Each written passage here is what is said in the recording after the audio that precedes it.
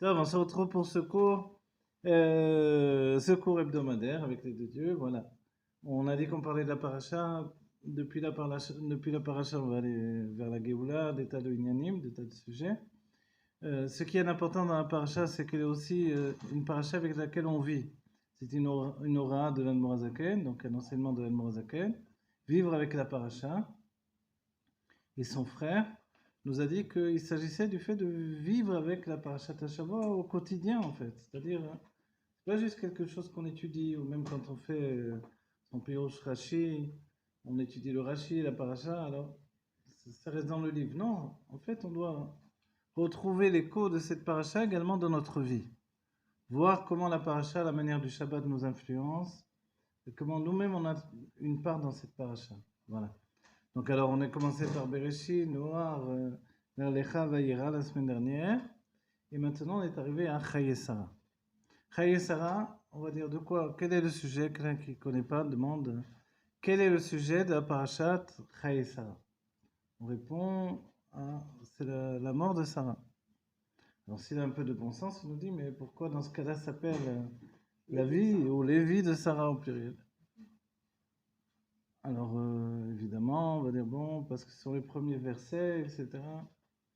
Mais le rabbi, se basant sur le Zohar, nous dit que ça ne suffit pas pour expliquer que le titre qui a été donné à la paracha, puisque c'est toute la teneur de la paracha, en hébreu on dit le tochen, donc tout ce qui est à l'intérieur, tout ce qui va donner le kivun, la direction de la paracha, s'appelle Chaye Sarah. Et d'un autre côté, on parle de l'enterrement de Sarah. Donc en fait, le Zohar nous explique que, évidemment, Sarah n'est pas morte, puisque la paracha, en hébreu on dit Meida. Meida, c'est-à-dire témoigne du fait qu'elle est encore vivante. Mais on peut objecter immédiatement et dire, mais c'est ce même Zohar qui nous a dit que Sarah était comparée au corps et que Abraham était comparé à l'âme. Comment aujourd'hui il peut venir nous dire que Sarah est toujours vivante? Du fait de l'éternité de l'âme, tout le monde peut, enfin tout le monde, tous ceux qui croient avant l'âme au moins, peuvent venir à nouveau témoigner de l'éternité de l'âme. Tout le monde y croit. Les chrétiens, les hindous, les tibétains, les ci, les là, je ne sais pas quoi. Tous ceux qui ont foi en Dieu ou à une force spirituelle élevée, etc. Okay. Dernièrement même, je l'ai rapporté par rapport à un livre que j'ai écrit, puisque j'écris des romans où je rentre des enseignements de Kabbalah et de Chassidut. Dernièrement a été trouvé également par les chercheurs de la branche de la mécanique quantique le fait que les effluves des âmes qui ont quitté les corps ne disparaissent pas, elles se retrouvent dans le cosmos. Vous voyez? Donc ils ne disent pas les âmes, ils disent les consciences. Donc si les consciences restent encore dans le cosmos, c'est-à-dire que ces consciences continuent à exister. Ok. Spécialement sur les gens qui portent le nom de ces certificats. Oui, encore plus bien sûr. Et puis de toutes les manières, le juif de manière éternelle au niveau de l'âme, il est éternel. Mais qu'est-ce que la paracha vient nous apprendre, la chassidoute et le zohar confondus? C'est que la paracha nous parle de la vie de Sarah au moment où a priori on nous parle de sa mort. À un tel degré de mort que Abraham est en train de marchander. Il ne marchande pas vraiment, il impose en fait son prix qu'il a décidé, qui n'est pas n'importe quel prix. Ce prix qui va définir en fait une mesure de plaisir.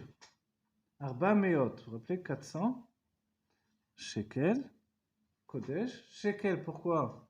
Nous on est habitué au shekel comme on dit le dollar, on dit l'euro, on dit le shekel. Mais il ne faut pas oublier que au départ, le shekel c'était le mishkal, le poids. En argent, kesef, la suite c'est Arba Meot shekel kesef. Donc 400 mesures de kesef. Et quand on dit ça, c'est-à-dire qu'on les a pesées. C'est pas du kesef et je sais pas quoi à côté. C'est du kesef pur. Donc de l'argent pur. Voilà, 400 mesures d'argent pur, ça fait déjà pas mal d'argent. D'accord? Et ces 400 mesures d'argent pur qu'il a payé pour obtenir le caveau de la Marat Marpella, alors qu'il est, comme l'on dit à ce moment-là, les acheteurs, les vendeurs, on va dire, de la Marat Marpella, tous ceux qui étaient autour, tous ceux qui avaient une influence, tous les rois, tous ceux qui se réunissent, on se souvient qu'Abraham a gagné les guerres contre pas mal de rois pour sauver son neveu Lot. Donc, ne serait-ce que par la force de la guerre, il a maintenant une situation de roi de par lui-même. Est-ce qu'il est capable de l'emporter sur plusieurs rois réunis, alors qu'il n'était que deux, lui et Eliezer? Mais qui plus est, on le signale comme le roi, hein, pas n'importe quel roi. Et là, le roi qui représente Dieu sur la terre. Ce roi-là, compte tenu que Dieu est le Melech Malchem Melachim HaKadosh Baruch Hu, le roi des rois HaKadosh Baruch Hu, le Saint béni soit-il, dans ce sens-là, finalement, Avraham Avinu, il est bien sûr bien plus élevé que les autres rois de la terre. On rajoute à nouveau un autre élément, Maseret Megillah, où on cite le fait des rois qui ont eu une emprise, qui sont devenus, on utilise ensuite le terme d'empereur ou Késar, dans les termes on dit César, mais même dans la Torah, on utilise le terme de Késar, tout au moins dans la Gemara. Celui qui est donc une sorte d'empereur, roi sur les autres rois, comme Nebuchadnezzar, qui lui était roi sur les autres rois, et c'est pour ça que le terme Melech Malchei Melachim, il a toute son influence, toute son importance.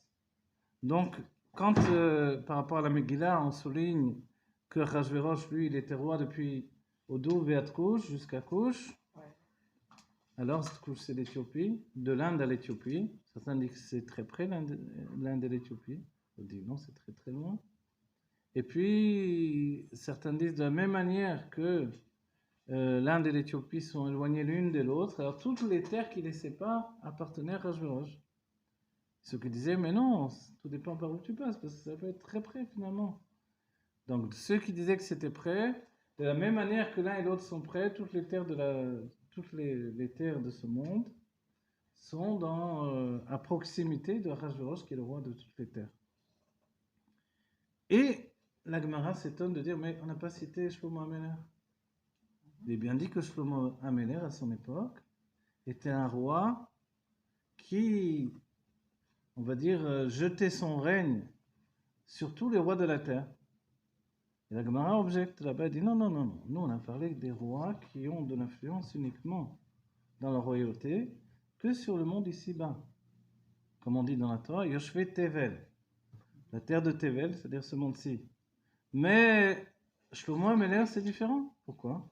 Parce que lui, il a également une autorité sur les mondes divins, ce que n'ont pas évidemment les autres rois. Donc on ne peut pas le comparer, on ne peut pas le mettre dans la mêlée des autres rois. C'est incomparable.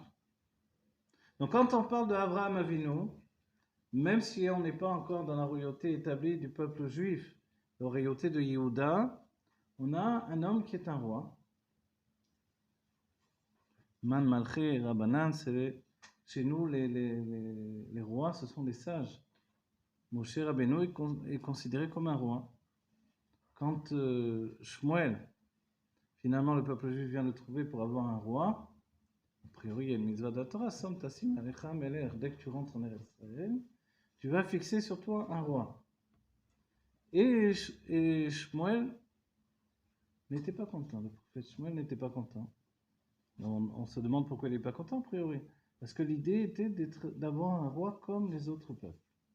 Or, pour lui, la notion de roi s'arrêtait justement à la notion de Moshe Rabbeinu, un sage qui est comme un roi sur le peuple juif. Mais en fait, il va accéder à la requête, qui est une mitzvah de la Torah, pour leur donner un roi.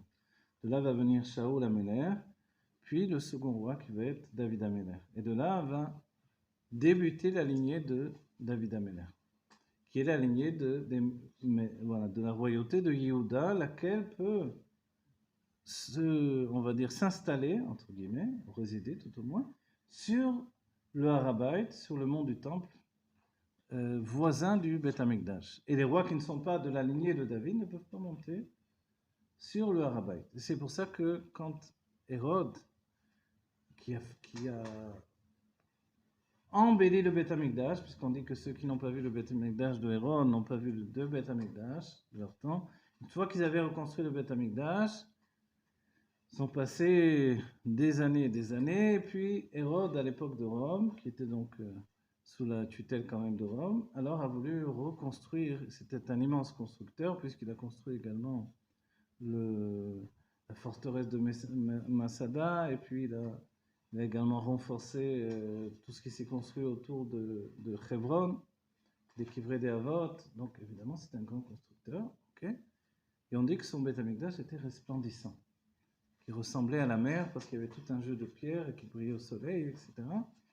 Donc, quand il a voulu monter sur la Rabat, on lui a dit désolé, tu ne peux pas. Pourquoi? Parce que tu n'es pas un roi de la lignée de David. Donc, ta royauté, elle n'est pas légitime, pour dire les choses telles qu'elles doivent être. Donc, si tu veux monter sur la Rabat, alors, évidemment, il a exigé, il a demandé, il a fait de son mieux pour avoir gain de cause. On a dit on va te construire quelque chose, fais-toi construire. Fais-toi une appendice en fait, quelque chose qui est à la fois dessus et à la fois à l'extérieur. Et comme ça a été construit un endroit sur le Arabat qui lui permettait d'être à proximité du Mikdash tout en étant à l'extérieur. Voilà. En fait, tout ça, c'est pour nous donner de comprendre qu'il y a la royauté à proximité, qui est la royauté de la Torah. Et dès qu'est établie la lignée de David Améler, la vraie royauté passe par David Améler. C'est bien que ceux qui ont l'habitude d'étudier la Mishnah peuvent s'étonner, en étudiant la Mishnah, de ne pas trouver dans la Mishnayot, on ne parle pas de Hanouka. On dit, tiens, comment ça se fait? On parle de toutes les fêtes, on parle de tout dans la Mishnah. Et pourquoi Rabbi Yehuda Nassi ne parle pas de Hanouka là-bas? Alors, même si dans les Braïtot on peut trouver évidemment, mais dans la Mishnah elle-même, c'est parce que Rabbi Yehuda Nassi descendait de David Améler, donc de la tribu de Yehuda, et il ne reconnaissait pas la royauté qui était la royauté qui s'est faite en cours de route et qui venait dans la lignée des Kohanim, mais qui n'était pas une royauté légitime à nouveau. Donc ici on voit une autre idée, c'est qu'on peut être à la fois Kadosh, des héros même du peuple juif, d'avoir défendu le peuple juif contre l'armée des Yévanim, des Grecs, et pourtant ne pas être légitime dans la royauté d'Israël. Donc cette royauté qui ne s'échappe pas de la main de Yehuda, c'est la royauté de David, et elle sera là pour l'éternité. Et il est dit également que dans la Géoula, il y aura une seule et unique royauté. Et pourquoi on a besoin de rapporter ça? Parce qu'entre-temps, il y a eu la royauté d'Israël, qui est comparée à la royauté de Yosef lui-même. Donc ce sont les autres tribus, les 10 tribus. Et puis il y a la royauté de David, qui est axée sur Yehuda et Binyamin essentiellement. Comme l'endroit du Beth Amikdash de Yerushalayim, qui est justement séparé en deux, entre le Maté Yehuda, le Maté Binyamin. Oui, Maté, ça veut dire, je ne sais pas trop comment on traduit en français, mais le domaine en tout cas. Oui, Maté, c'est un bâton, vous avez raison. Ça fait office de chevet, vous voyez. Mais en hébreu, en Israël en tout cas, on dit Maté Yehuda, Maté Binyamin. Ce sont des régions. Donc d'un côté de Yerushalayim, vous avez le Maté Yehuda, d'un autre côté, vous avez Maté Binyamin. Donc ce sont deux régions, et le Harabaï se trouve entre les deux. Donc en fait, cette situation de rencontre fait que quand on dit que 10 tribus ont été perdues, en fait, ce sont les 10 tribus en dehors de Yehuda et Binyamin. Et puis, on a aussi la tribu de Lévi qui est là, avec les Kohanim et les Lévi'im. D'accord? Mais les autres 10 tribus sont perdues. Et ces 10 tribus qui sont perdues, si on compte, on va dire il y a un problème dans le compte. C'est parce qu'on se rappelle que depuis Yosef, il y a aussi un appendice par rapport à ces deux enfants également qui vont faire un rajout et qui font que les 12 tribus sont un peu plus que 12 finalement. Voilà. Et ça, c'est une notion finalement de compter un compte qui n'est pas...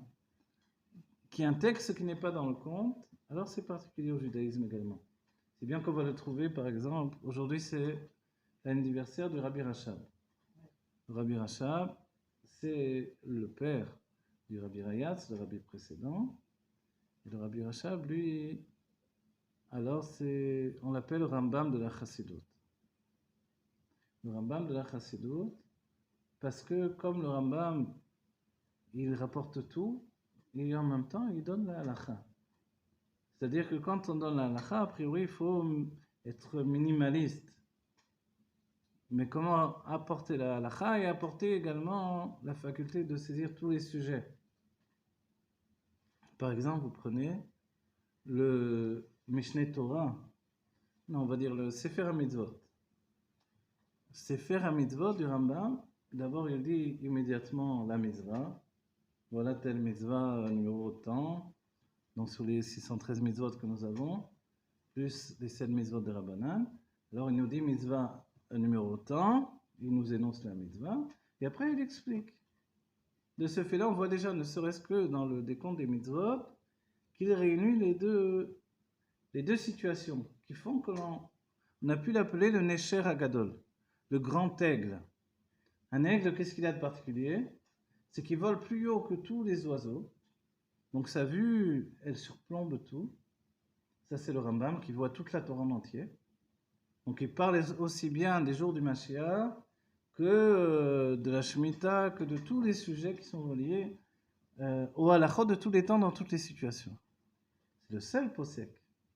Si bien qu'il y a des endroits du Choshen HaMishpat ou du Yoredea ou en tout cas des Ilchot Melachim, des halachot des rois qui font que le Rambam il n'a aucune contestation parce qu'il est le seul à parler de ces sujets. Vous voyez? Donc là où il est le seul, évidemment, c'est la halacha. Mais qu'est-ce qui fait qu'il est le seul? C'est là l'idée du Nesher Agadol. Il a une vision d'ensemble qui rapporte tout, et en même temps, il va rapporter les petits détails. Vous voyez? Et cette force-là de faire les deux, elle s'est transmise de génération en génération, également dans la Pnimiut Torah.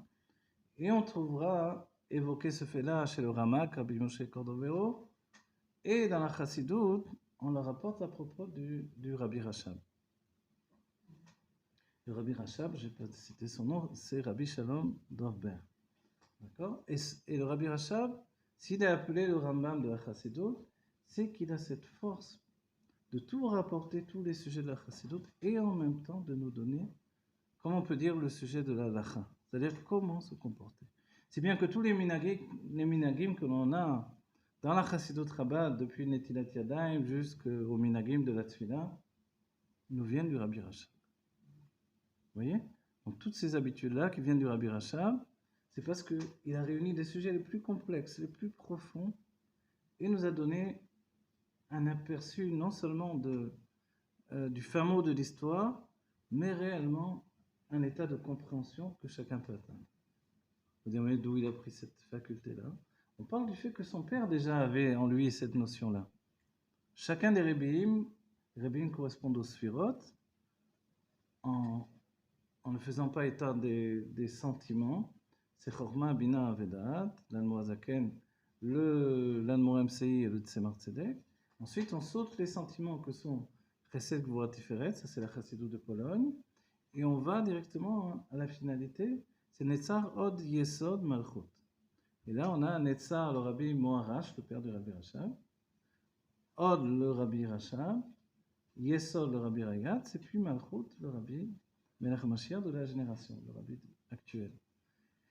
Et cette notion-là, voilà, cette notion-là, c'est aboutir à une finalité. On dit qu'il faut toujours trois. On voit que ce sont des groupes de trois. Il y a d'abord le Baal Shem Tov, le Maggid, et puis l'Admor HaZaken, dans la lignée de la Chassidut Chabad. De la même manière, auparavant, on a pu compter Rabbi Shimon Bar Yochai, le Baal Shem Tov, le Maggid de Mezrit. Vous voyez, on voit toujours un groupe de trois pour amener vers quelque chose. Vous voyez? On peut dire le Hari HaKadosh, le Baal Shem Tov et le Maggid. Oui, à chaque fois on peut trouver ce groupe de trois. On dit pourquoi? Parce que trois c'est Chazak, c'est une force particulière. Mais trois aussi, ça a la force de la halacha, la force de fixer des choses. Le Rabbi nous donnera l'image d'un doigt malchut que un tabouret fait de 3 pieds tient déjà debout. Or, s'il n'y a que 2 pieds, non. À moins de l'appuyer contre un mur, et même il ne faudra pas trop s'appuyer dessus. Voilà, à partir de 3, c'est Chazak. Si bien qu'à partir de 3 juifs, on peut faire le zimoun. On peut dire la bénédiction, qui est la bénédiction de l'ensemble de s'associer. Évidemment, ensuite, c'est 10 qui fait la valeur numérique, qui est la perfection des 10 sphirotes, les 10 forces de l'âme. Et ça, 10, c'est particulier à chaque juif et en même temps à l'ensemble du peuple juif. Donc voilà, Lechem Olivracha. Tout ça, on commence toute cette paracha évidemment avec Chaye Sarah. Chaye Sarah, puisqu'on n'est pas tombé de la dernière pluie, on a une très très vieille pluie, au contraire, on sait très bien que Sarah est toujours vivante. Alors on a dit, mais on a une difficulté puisque le Zohar qui annonce ce sujet-là, qui est repris par la Chassidut, par le Or HaChaim HaKadosh, etc., on va dire, mais sur quoi c'est basé puisque le corps, a priori, toute l'idée du corps, c'est qu'il est fait de matière et que cette matière doit se disloquer, se désagréger, pour aller jusqu'au bout, pour au contraire être reformé, reformulé dans la Géoula Amitית de Hashlema. Mais en fait, le corps lui-même, et c'est là le grand chidouche de notre génération, c'est-à-dire ce qui n'a pas été donné comme un dagesh particulier quand il faut appuyer les choses, les mettre en avant. Le Rabbi nous dit, en parlant de son beau-père, mon beau-père est en bonne santé, il vit dans son corps matériel, et il est toujours là. La preuve en est que le Rabbi va lui parler et qu'il reçoit des réponses. C'est même l'un des éléments qui a fait que son beau-frère, qui était également désigné comme futur admour de Lubavitch, Rabbi de Lubavitch, son beau-frère s'est désisté. Donc l'autre gendre de Rabbi Rayatz, le Rabbi précédent, et on lui a demandé mais pourquoi tu te désistes? Il a dit parce que moi quand je vais parler à mon beau-père sur sa tombe, je lis pas. C'est un monologue, il me répond pas. Tandis que le Ramash, le Rabbi avant la Nessio s'appelait de cette manière-là. Alors, lui, Rabbi Menachem Mendel, alors il reçoit des réponses. Et s'il reçoit des réponses, c'est qu'il est bien vivant pour les répondre. S'il est vivant, le Rabbi n'a pas honte de dire très clairement que son beau-père est toujours vivant, qu'il est là. Non seulement à un certain moment, le Rabbi dit attendez, les Rabbim viennent de rentrer, l'Admorazaken vient de rentrer au 770, etc. On va dire bon, c'est spirituel, il descend du monde des âmes, il pénètre, il lui voit leur âme, etc. Ok. Mais le Rabbi précise un autre élément. Il le dira dans quelque chose d'essentiel pour notre génération. Anasi ador mamshir lechiot begouf gashmi belo efsek klal uklal. Ce qui va faire un remue-ménage terrible. Je traduis. Le prince de la génération continue de vivre dans un corps matériel sans aucune interruption. Klal ou klal, c'est-à-dire le Rabbi ne laisse aucune porte de sortie sans aucune interruption. Et toute l'idée de la Chassidut Rabbah, de la royauté du Rabbi dans notre génération, c'est de désigner ce qu'est le juif. C'est-à-dire que venir dire que le juif est éternel dans son âme, non. Même à Rome, on l'a papoté, etc. Ils sont capables de dire ça. Ok. Alors quoi? En fait, l'idée, c'est de dire que même le corps du juif est éternel. Pour une bonne raison, d'abord, à la base, c'est que non milevado.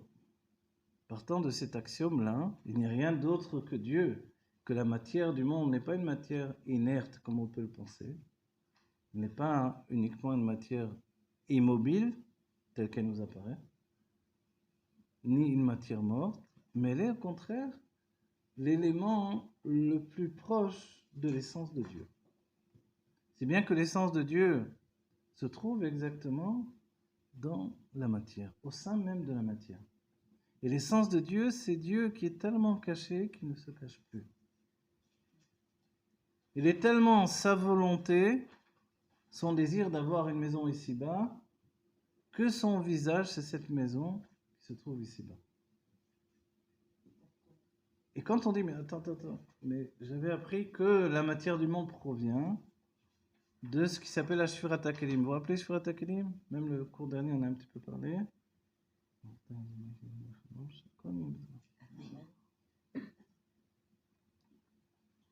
La Shfirat HaKelim, la brisure des réceptacles, que le Rabbi Moharaj va comparer au fait de quelqu'un qui est pris de trop de hitrakshut, trop dans l'émotion du moment.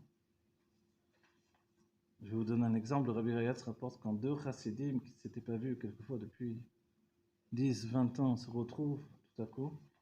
Leur émotion est tellement grande. Les chassidim qui avaient été séparés dans des camps de travail quelquefois en Sibérie, qui tout à coup se retrouvent.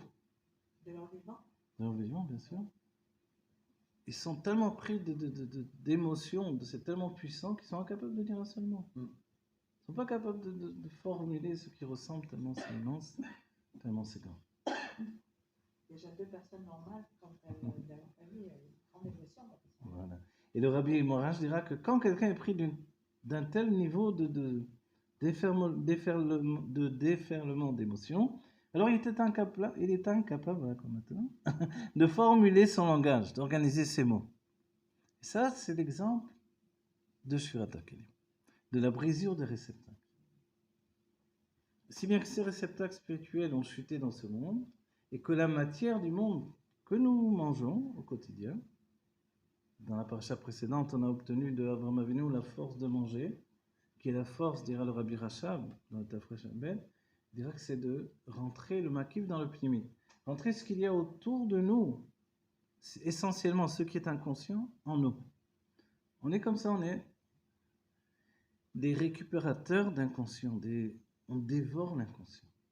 On le rentre sans arrêt au-dedans de nous. Et on dit c'est particulier à l'homme. Si bien que les anges sont incapables de manger.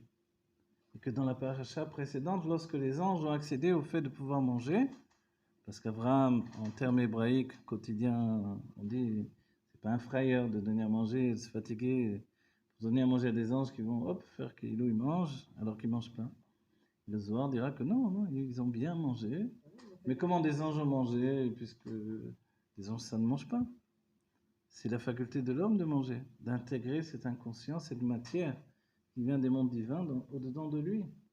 En fait, il les a élevés au stade où ils pouvaient manger. Parce qu'ils se tenaient, Abraham Avinu au-dessus d'eux, il les a élevés au niveau où ils pouvaient manger. Donc, de la paracha précédente, on a reçu la force de pouvoir manger. Et le Rabbi Rachab dira, si bien qu'on mange un livre également. On mange un livre, on mange un enseignement, les livres du Rabbi Rachab, du Rabbi, de la Torah, du Rambam, on mange. On l'intègre en nous. Ça devient notre personnalité. Donc en fait, la matière est loin d'être morte, elle est vivante. Elle vient, c'est vrai, d'une shvira, d'une brisure. Et c'est pour ça qu'elle peut être amenée à se briser. Mais est-ce que la brisure va pouvoir l'anéantir, la dissimuler complètement? Le Rabbi, dans les Reshimot, va rapporter l'idée, vous savez que les sages ont comparé le peuple juif au sel, et le Rabbi nous dit que le sel, c'est quelque chose qui était obligatoire sur le misbéar quand on portait un korban. C'est bien que sur la table de Shabbat, il faut toujours du sel. Et le travail, c'est de l'amtik et tamélar, de radoucir les mesures de sévérité du sel. Mais le sel qui est comparé au peuple juif, ou le peuple juif comparé au sel, le Rabbi nous dit le sel, comme le peuple juif, ne disparaît jamais. Il peut être a priori disloqué, éparpillé. On a l'impression qu'on a presque détruit, et puis il est toujours là. Le sel, la même chose. On peut le mettre dans l'eau, on a l'impression qu'on le fait disparaître, mais il est toujours là. Voilà, Yamamela. Et une shvira, là-bas il y a une destruction, et puis le sel est là. Comme témoin de la vie indestructible, la vie qui est inhérente à la présence de l'essence de Dieu, qui ne disparaît jamais forcément. Donc en fait, le peuple juif est comparé au sel. Le Rabbi dira d'un autre point de vue, il est comparé au sel. C'est que le sel a une fonction de rehausser le goût des aliments. Et le peuple juif fait la même chose lorsqu'il s'installe dans un pays, il rehausse le goût du pays dans lequel il se trouve. Quand le peuple juif se trouve en Espagne, alors c'est l'Espagne du siècle d'or de l'Espagne. Quand ils vont rejeter le peuple juif, ils ont beau amasser l'or qui vient d'Amérique, des Amériques, alors ils n'en sont pas moins en train de couler, le siècle d'or est derrière eux. Voilà. Dans les pays arabes, les juifs qui ont quitté les pays arabes. Exactement, voilà. Exactement. Le Maroc, etc. La Hollande qui a recueilli les juifs, tout à coup elle est remontée. D'où vient la force de la Hollande tout à coup? Du fait qu'elle a recueilli les juifs. À chaque fois que les juifs se trouvent dans un endroit, dans un pays, ce pays devient fort. Dès que les juifs s'en vont, le pays n'a plus que pour ressource son propre mazal, son propre élément, qui lui n'est plus obligé en quoi que ce soit par la présence des juifs. Quand les juifs se trouvent en France, alors il y a eu des grandes périodes où il y avait énormément de juifs en France, ces juifs-là font que la France devient le pays le pays le plus grand au niveau de la culture, au niveau de ses forces, au niveau de la richesse, de la spiritualité, etc. Pourquoi? Parce que les sarim, les princes, les anges qui gouvernent la France, ou l'ange en général qui gouverne la France, le patron de la France, va recevoir pour donner à ses juifs. Dès qu'on a le malheur de chasser les juifs, c'est terminé. Ben, ils le savent très bien, les nations. Quand ils voient Ils que le c'est savent, pas- ils l'ont appris à leurs dépens. Malheureusement, ils l'ont oublié souvent. Et le fait aujourd'hui que le peuple juif revienne en Eretz Israël, évidemment, c'est le fait de revenir à l'endroit où doit se trouver l'essence de Dieu, où elle doit briller, et où finalement on n'est plus régi par les patrons des nations, mais par la Shrina elle-même, la présence de Dieu elle-même. Ça, c'est Eretz Israël, la terre d'Israël. La terre où les yeux de Dieu sont, on va dire, fixés dessus du début de l'année à la fin de l'année. Ils sont toujours pleins. Et de ce fait-là, évidemment, on est en relation directe avec Dieu. Ça, c'est particulier à la terre d'Israël. Et c'est ici que sont enterrés les Avot. Et c'est ici qu'Abraham a reçu le pouvoir, en fait, d'être un roi sur une terre qui est en relation avec sa royauté, la royauté de Dieu, la présence de Dieu. Et c'est là où il a acheté, il a voulu acquérir le prix de la Me'arat HaMarpela. Et cet endroit qu'il a acquéri, qu'il a payé de ces mesures-là de Kesef, et l'étymologie de Kesef, c'est Kissoufine, c'est le désir, c'est les mesures de désir. Il a investi 400 mesures de désir pour obtenir voilà, Me'arat HaMarpela. Marpela, on dit pourquoi elle s'appelle Me'arat HaMarpela. Alors, en hébreu, c'est Kafoul. Kafoul, ça veut dire double, c'est-à-dire une grotte dans une grotte. Mais pourquoi ça s'appelle comme ça dans ce cas-là? On dit pour deux manières, deux